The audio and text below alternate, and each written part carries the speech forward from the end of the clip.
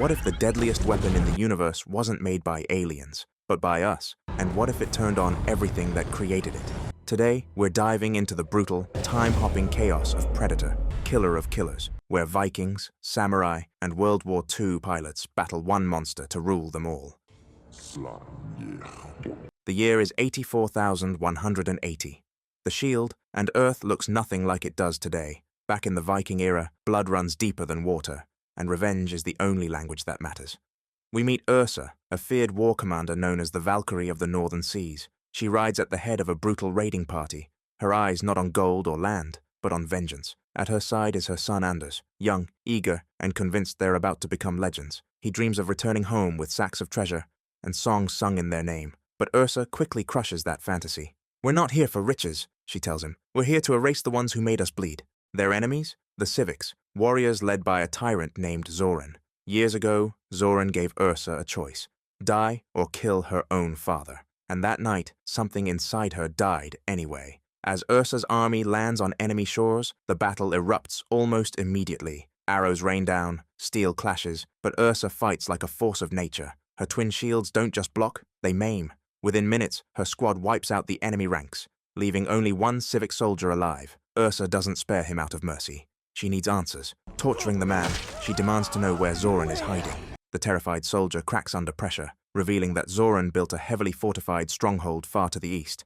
Anders is ordered to kill him, but the boy hesitates. Killing an unarmed man goes against everything he knows. Without flinching, Ursa steps in and finishes the job herself. Overhead, far beyond the clouds, something watches. A spaceship cloaked in darkness tracks their every move. A predator, one of the galaxy's most ruthless hunters, has chosen them as its next prey. As Ursa's warriors march east, she finally tells Anders the truth, how Zoran forced her to murder her father. That act scarred her soul and turned her into a weapon. Avenge me! But little do they know, they're not the only ones on a mission. Invisible eyes stalk them from the treetops, and soon, their swords and shields will be useless against the ultimate predator. Thousands of years after Ursa's bloody crusade, the story shifts to Japan, year 6009. Among cherry blossoms and echoing temple bells, two brothers stand at a crossroads. Kenji and Koshi, born into a long lineage of samurai, are about to face the test of their lives. Their father, a strict traditionalist, hands each of them a gleaming katana and declares only one will carry on the family name. Kenji hesitates. His heart won't allow him to strike his own brother, but Koshi, consumed by the fear of disappointing their father, makes the first move, cutting Kenji across the cheek. That betrayal sears deeper than the blade ever could. Rather than retaliate, Kenji flees into exile, ashamed and broken. 20 years pass. Their father dies. Koshi inherits the title, the armor, and the legacy. Kenji lives a quiet life, harvesting rice with weathered hands, trying to forget the warrior he once was. But peace never lasts. In the skies above Japan, a predator ship descends, undetected, invisible, and hungry for a challenge. Its sights are set on the temple, where Koshi now leads. Kenji returns home, silent and determined. Not for revenge, not even to reclaim his honor. He's here for closure. Armed with nothing but speed, smoke bombs, and quiet footsteps, Kenji infiltrates the temple like a shadow. Guards fall, silently. He avoids bloodshed whenever he can. But the closer he gets to his brother, the louder the ghosts of their past scream. Finally, the brothers clash. Katana against katana. Honor against betrayal. Koshi fights with all the power passed down through generations. Kenji, with precision honed in silence. He gains the upper hand, but refuses to strike a killing blow.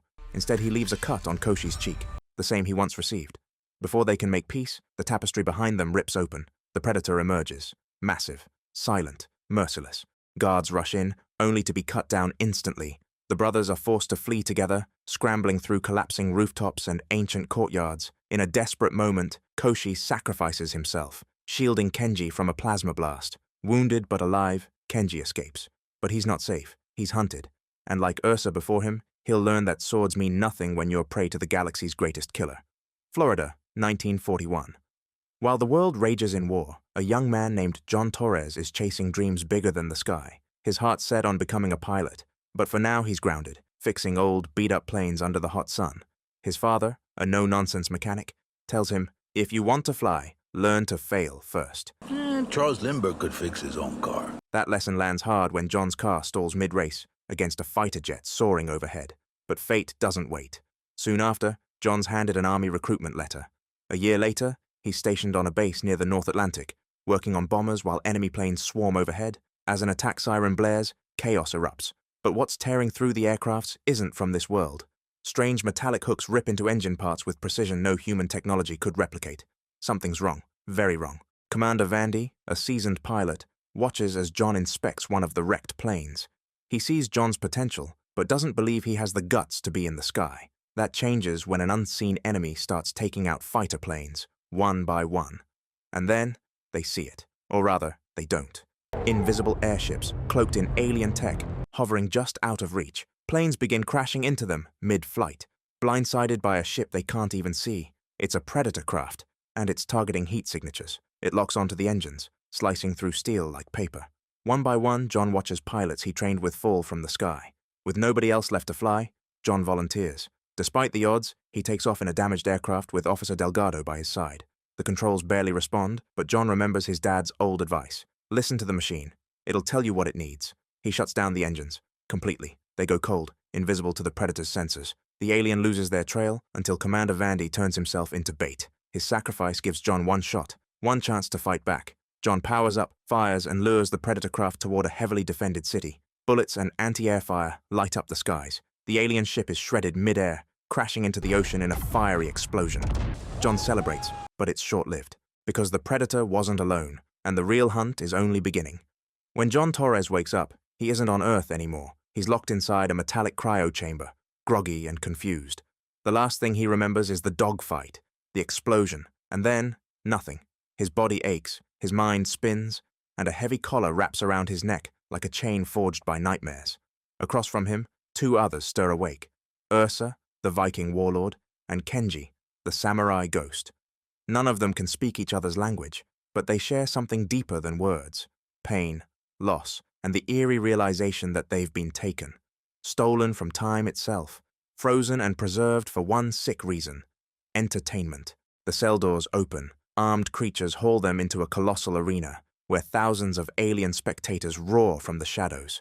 In the center stands the Predator King, a towering beast clad in armor far more advanced than anything any of them have seen. His voice booms through their collars, translated instantly. This is the proving ground. Fight or die. To demonstrate what happens to cowards, one Predator grabs another alien, straps a collar on him, and detonates it with the press of a button. Brains splatter across the walls. The message is clear. Obey or perish. Each fighter is handed a weapon from their time. Ursa grips her battle axe like an extension of her arm. Kenji's katana gleams under the stadium lights. But John, he receives something strange, a curved artifact pulsing with blue light, mechanical and ancient. He doesn't know how it works. Worse, it doesn't respond at all. Suddenly, Ursa charges. She mistakes John for an enemy, maybe even a distorted memory of her lost son, Anders. John raises his weapon. Nothing. No blast, no shot, no defense. He's about to die, but Kenji slices in, blocking her attack at the last second.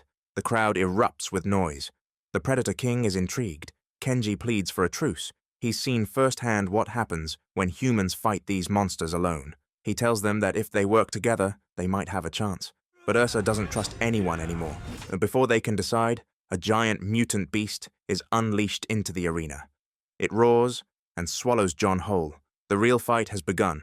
Swallowed whole by a mutant beast, John Torres fights not to die, but to tear his way out. Trapped inside the monster's gut, surrounded by bones and acid, he scavenges a broken alien blade from a half-digested guard. Bloodied and choking, he starts cutting the creature from within. Outside, Ursa is in a frenzy. She's not seeing the beast. She's seeing the nightmare of losing her son. Again, fueled by grief and rage, she charges the monster with her axe, while Kenji, still wounded, crawls toward his sword. John slashes through sinew and muscle. At the same time, Ursa and Kenji strike in unison, one going for the creature's abdomen, the other for its eyes. The beast lets out a deafening scream, and then John bursts free, covered in gore, barely breathing. The crowd erupts in shock and awe, but the bloodbath isn't over.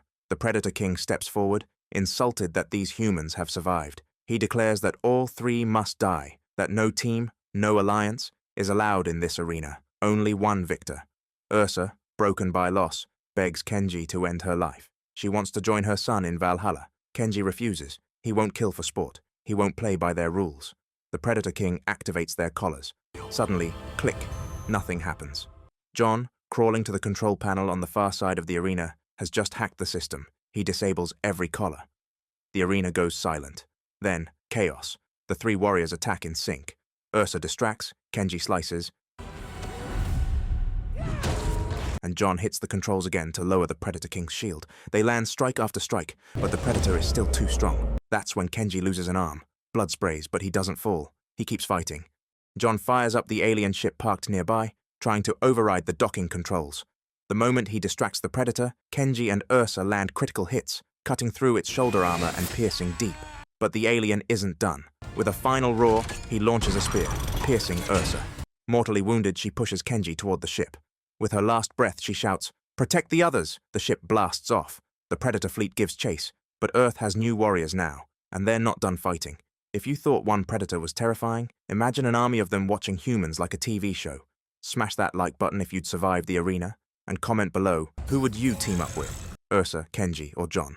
Don't forget to subscribe for more killer recaps. Stay safe out there.